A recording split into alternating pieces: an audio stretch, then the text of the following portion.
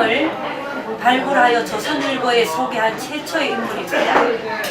전설의 소설가와는 떨어지지 못한 인연을 갖고 있으나 소설에 직접 연결되지 않았습니다. 물론 강준용 작품의 평론을 썼고 프레스센터에서 평설까지 하신 분이지만 이제야 모시게 되었습니다. 한마디로 초설의 창립 회원이 될 분이십니다. 앞으로 직간접적으로도 강준용 소설가를 알리는 데 앞장서 주시면 감사하겠습니다. 먼저 박민호 평론가에 대한 간단한 소개를 하겠습니다.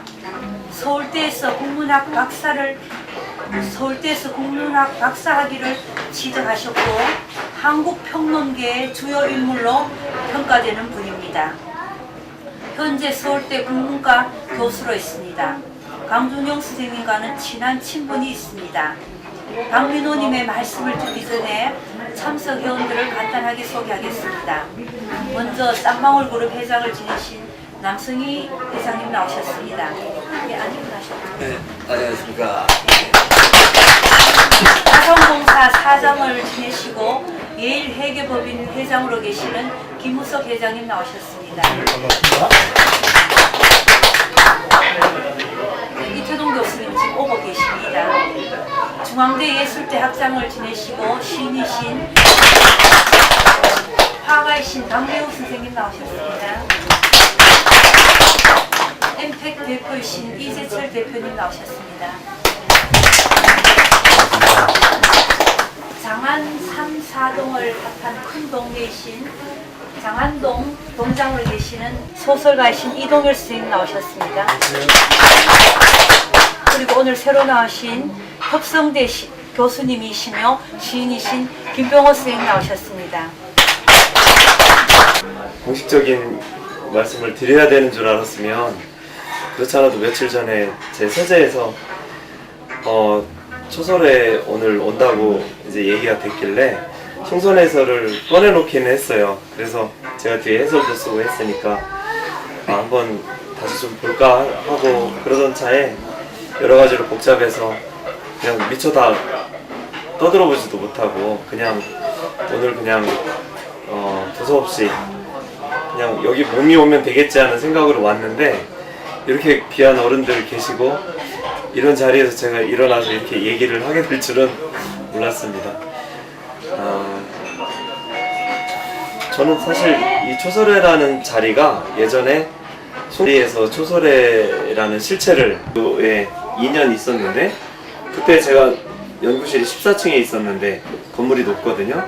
근데 어느 날 갑자기 이제 전화하고 오겠다고 이제 그러시는 그러면 뭐 수업도 있고 뭐 또 약속도 있고 이런데 갑자기 오시면 뭐 대접을 어떻게 해야 되는지 또 만나서 무슨 얘기를 어떻게 해야 되는지 모르는데 일단 어떤 친분 관계가 생겼으니까 이제는 뭐 예의도 뭐 또 격식 차릴 것도 없이 우린 친구니까 하고서 찾아오시는 거예요. 찾아오거나 아니면 어디 가다가 들리시거나 그러면 저는 강준용이라는 사람이 이런 사람이구나. 때로는 대학 교수이거나 평론가인 사람의 어떤 통성으로 이거 참 선생님 방해는데 제가 일어나서 얘기를 하게 돼서 몇 마디 간단히 하고 끝내겠습니다. 그래서 초설회를 만났을 때 초설회 선생님들이 너무 그때 출판기념회 자리도 크고 또 회장님도 처음 뵈었을 때 이렇게 전부 절차와 격식을 다 갖고 계시고 이래서 강준용이라는 작가하고는 뭔가 안 맞는 것 같다. 강준용이라는 사람은 정말 뭐 하루에 한 끼 라면 먹는다고 그러지 중국에 가서 중국 작가들하고는 많이 만나고 하는데 한국에 와서는 사실 그냥 존재 없이 왔다 갔다 이렇게 당신 가고 싶은 대로 가고 이런 분인데 이렇게 거창한 그 어떤 문화, 동호회 같은 것이 뒤에 있다니 이래서 사실은 의외였고 또 그러면서 또 한편으로는 강준용이라는 분이 참 행복한 분이다. 당신 사시고 싶은 대로 사시고 쓰고 싶은 대로 쓰시는데 아무것도 그 예의도 또 격식도 다 찾지 않는데 이렇게 당신 소설을 좋아해주는 분들이 있어서 그렇다는 것 자체가 특이한 현상이다 이렇게 생각을 했어요. 제가 송선에서라는 창작지 내면서 제가 뒤에 해설 쓰면서 느낀 것만 간단히 말씀을 드려볼게요. 방법론이 뚜렷하지 않은 소설일지 모르겠다 이렇게 생각을 했어요. 그 전에 오색 줄무늬 왕사탕이나 아니면 그 전에 스콜이라든지 이런 걸 읽었을 때는 제가 그때 역시 저도 그때 좀 더 나이가 어렸기 때문에 더 알려지지 않았어도 더 이렇게 자기 세계를 구축하는 그런 사람에 대한 지적인 어떤 욕망이 있었고, 그래서 책들을 이렇게 찾아보다 보니까 그때 나온 책들 중에 강준영이라는 작가의 작품이 아주 스타일도 독특하고 또 많이 우리가 읽기 쉬운 어떤 다른 세계를 살아가는 사람들의 삶의 모습, 그런 사람들의 내면의 모습, 이게 있어서 저는 오색 줄무늬 왕사탕이라는 작품이 제목도 특이한데 그걸 끌어가는 의식 자체도 굉장히 특이하다. 또 스타일도 흔히 문법화된 단편소설이면 100매를 써야 되고 또 장편소설은 몇 매를 써야 되고 또 이러이러한 식으로 쓴다라고 하는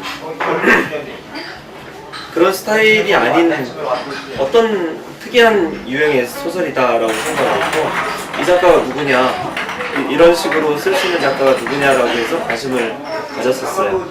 그래서 아주 독특하게 생각했고 또 소개도 기꺼이 했고, 그런데 숭선에서라는 창작집을 내서 제가 해설을 쓰게 돼서 그걸 쭉 읽어보면서는 어떤 생각이 들었냐면, 이건 정말 방법론이 어떻게 보면 정형화된 방법론이 없는 것일 수도 있겠다.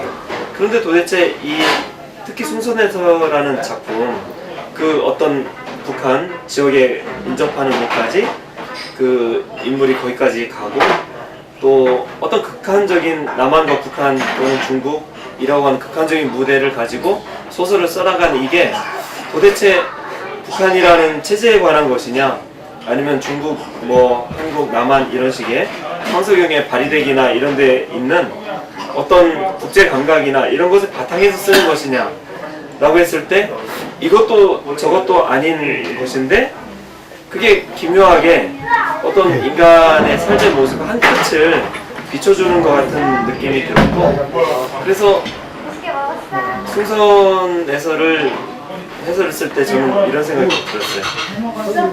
이 작가는 갈 길이 아직도 멀다. 갈 길이 멀고 아직도 젊다. 그리고 아직도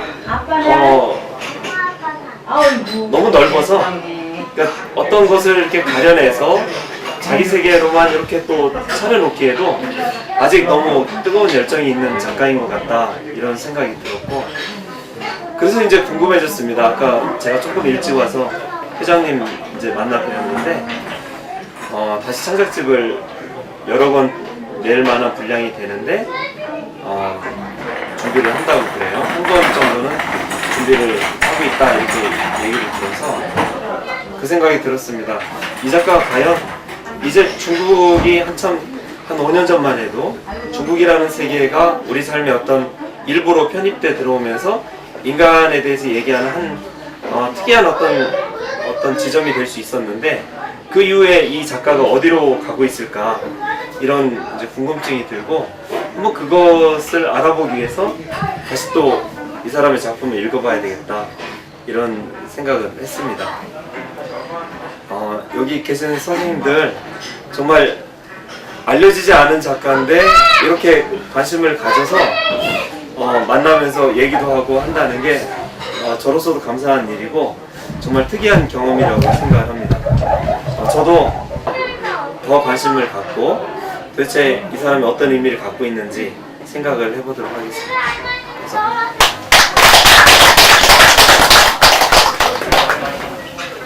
우리 박민호 선생님의 좋은 말씀 잘 들었습니다. 감사드립니다. 그리고 이제 식사를 하겠는데 오늘 지금 어수선한 선거철인데 선거 이야기는 가능하면 빼시고 소설의 앞으로 할 일에 대한 의견을 많이 말씀해 주시면 고맙겠습니다. 감사합니다. 그리고 이정훈 교수님이 지금 오셨습니다. 사랑의 교수이시면 고맙습니다. 예, 고맙습니다. 막주 소주 맥주 양주 다 줘.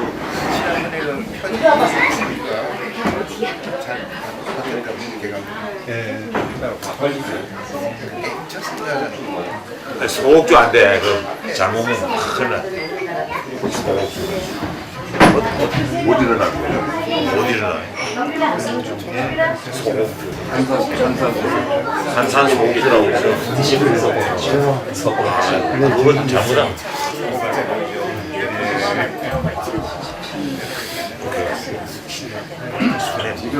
저기 먹을 때는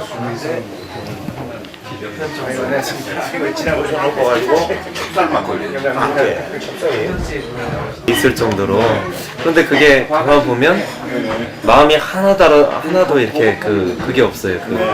자기를 알아달라든지 아니면 자기를 뭐 이렇게 그걸 통해서 뭘 하기 위해서 하는 게 아니고 마음이 가서 그냥 어디 지나가다 오시고 당신이 뭐 작품 썼다고 보여주려고 오시고 하는 거니까 아주 희귀한 좀 인간 문화재급이죠. 그 타입 자체가. 예.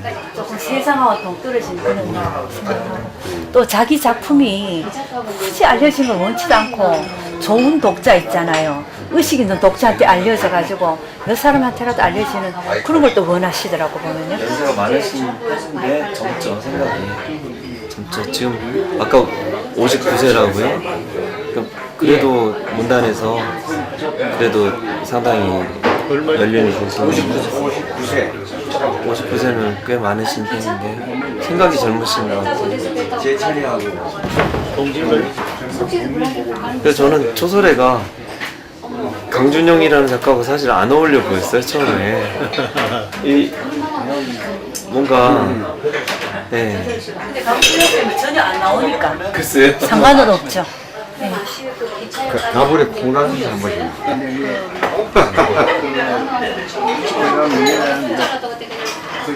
근데 지난달에 불교계 덕정 스님이 돌아가셨잖아요.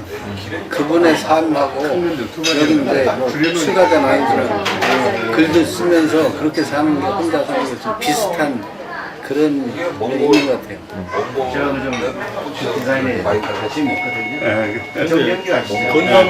최선의 건강을 유지하려면 뭐를 음식을 섭취해야 될 거 아니에요. 감독관은 어떻게 글 쓰는 체력이 나오는지 모르겠어. 그렇게 그러니까 음식도 안 먹고. 이가 안 좋으신가 봐. 식사를 그렇게 못 하시는가 봐. 그러니까 뭐 어떤 제가 볼 때 깡으로 글을 쓰시는 것 같더라고요. 그런데 참 이해 못할 일이 전화통을 듣고 3시간을 3시간을 내가 시간을 봤거든. 나도 병원에 갔다 와가지고